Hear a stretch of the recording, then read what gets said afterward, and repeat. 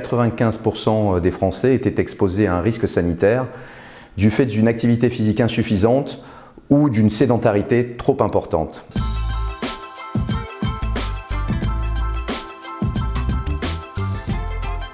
Dans le monde, le manque d'activité physique est la première cause de mortalité évitable devant le tabac.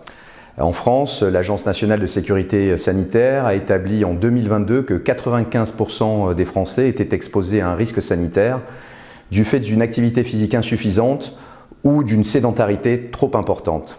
Alors on parle de ces concepts, activité physique, sédentarité, inactivité physique. En fait, ce sont des comportements, donc on va essayer de les définir. L'activité physique, elle se définit comme tout mouvement du corps, un mouvement des muscles, un mouvement du squelette, qui entraîne une dépense énergétique supérieure à la dépense énergétique de repos, et c'est ça qui crée des effets bénéfiques pour la santé. On en parlera tout à l'heure. L'inactivité physique, eh bien, c'est un comportement qui ne nous permet pas d'être suffisamment actifs pour atteindre ces effets positifs-là. Et enfin, la sédentarité est un autre comportement à risque qui se caractérise par une position assise ou allongée prolongée en situation d'éveil, au cours de laquelle la dépense énergétique est inférieure ou égale à la dépense énergétique de repos. Alors pourquoi ces comportements sont dangereux? Pourquoi l'activité physique et le bouger est bénéfique? Eh bien aujourd'hui, on comprend les mécanismes moléculaires qui sont en jeu dans ces différents comportements. La sédentarité, on comprend que lorsqu'on est assis, allongé, eh bien, le sang circule moins bien, l'oxygénation des tissus se fait moins bien, certains systèmes se sclérosent, on crée des tensions, et donc c'est pour ça que la sédentarité n'est pas bénéfique pour la santé. Lorsque l'on est inactif, il y a d'autres mécanismes qui entrent en jeu, notamment au niveau de la masse grasse. Alors la masse grasse n'est pas seulement une matière qui forme ou déforme selon les goûts, c'est aussi une glande, on va dire, qui sécrète des inflammatoires, qui amenuise l'immunité et qui favorise la survenue de la plupart des maladies chroniques, diabète, hypertension, cancer, maladies neurogénératives, maladies cardiovasculaires, maladies respiratoires, et qui aggrave la situation lorsque ces maladies sont installées. À l'inverse, l'activité physique, en stimulant les muscles, permet la sécrétion de myokines qui sont l'antidote aux adipokines sécrétées par la graisse. Une scientifique danoise, Madame Petersen, étudie les effets bénéfiques de l'activité physique comme on étudie l'efficacité d'un médicament.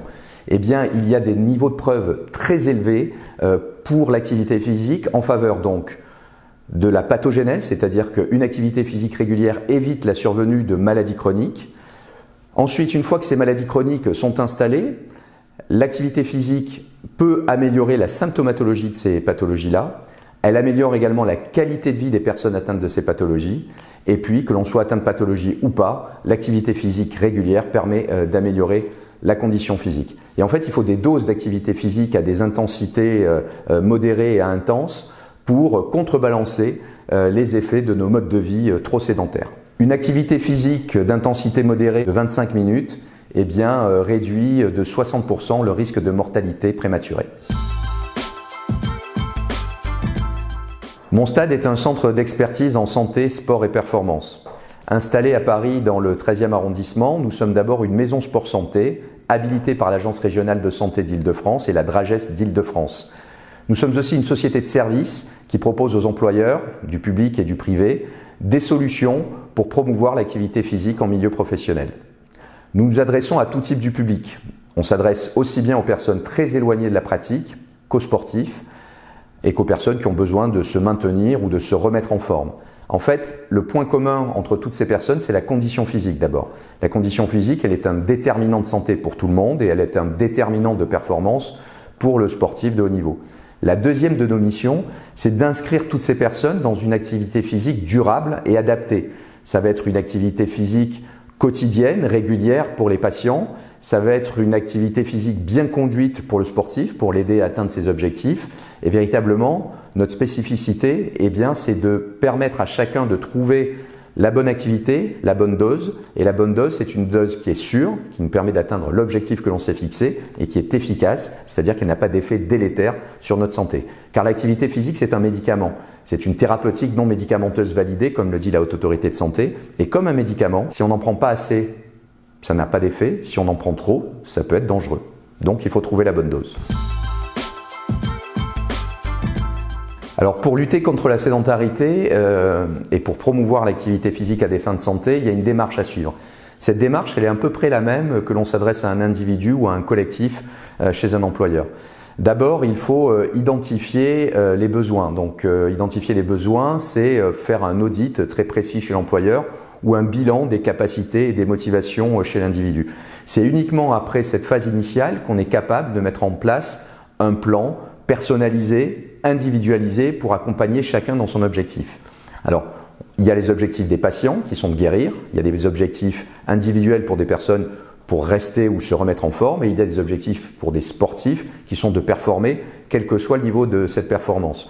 Chez l'employeur, on identifie d'autres objectifs en associant bien entendu l'ensemble des parties prenantes, que ce soit les ressources humaines, la médecine du travail, les collaborateurs, les instances représentatives du personnel. Et l'activité physique peut avoir des objectifs très spécifiques en milieu professionnel. On peut, avec une activité physique adaptée, agir sur les risques professionnels, que ce soit les troubles musculo-squelettiques, les risques psychosociaux ou la sédentarité qui concerne beaucoup de salariés du tertiaire. On peut aussi agir pour le capital santé des individus. Le capital santé des individus, ça peut être celui des malades chroniques dans une entreprise ou une administration qu'il faut maintenir dans l'emploi ou dont il faut favoriser le retour à l'emploi.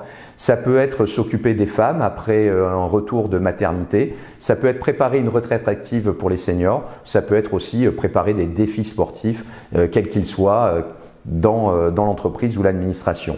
Et enfin, la troisième étape de notre démarche, donc après avoir analysé le besoin, ciblé les objectifs, c'est de proposer des actions. Ces actions, elles sont de 3 ordres. Premier niveau d'intervention, eh bien, c'est de sensibiliser, apporter une information de nature à motiver et à engager les bénéficiaires dans le dispositif qui va être proposé. Le deuxième niveau d'intervention, c'est avoir une réflexion avec l'employeur pour favoriser des modes de vie actifs dans l'entreprise, mais aussi à l'extérieur de l'entreprise. Ça peut être avec du mobilier actif, ça peut être avec une flotte de vélos, ça peut être en incitant à emprunter les escaliers.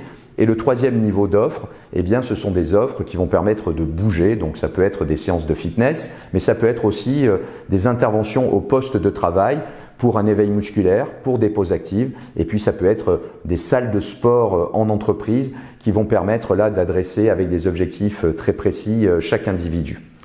La dernière étape de notre démarche, c'est bien entendu de livrer des indicateurs de performance, donc des indicateurs de performance collective pour l'employeur d'abord, donc de façon anonyme, on va connaître la satisfaction, la fréquentation, mais également l'état de forme global, les modifications de comportement des collaborateurs, et puis chaque collaborateur, lui, peut suivre effectivement ses progrès de séance en séance dans le plan qui lui est proposé.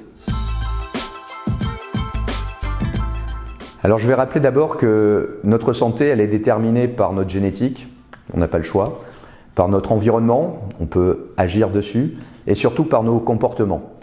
Donc si j'ai des conseils à donner, c'est d'adopter des comportements santé qui vont nous permettre de construire, d'entretenir, d'améliorer notre santé tout au long de la vie. Cela passe par une alimentation variée, équilibrée, par un sommeil et des temps de récupération respectés, et bien entendu par l'absence de tabac, l'absence d'alcool, ou avec modération, et également une activité physique régulière. Donc je vais parler plutôt de l'activité physique.